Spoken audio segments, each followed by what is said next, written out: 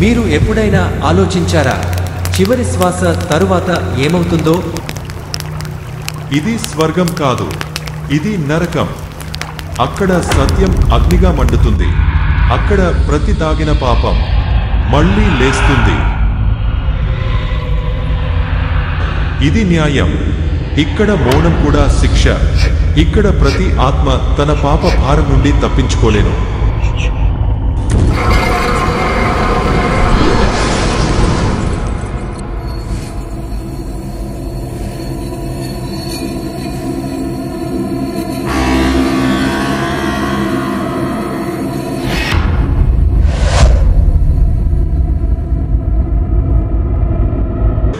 అబద్ధం నాగమవుతుంది.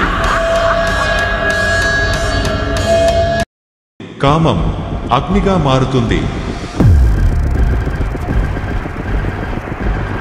విశ్వాసఘాతం అంధత్వ శిక్షగా మారుతుంది.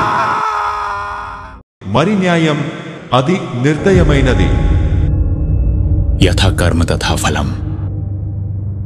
నీ కర్మలు శిక్షని రాశాయి. ఇప్పుడు అడుగు నరక ద్వారాల లోపలికి.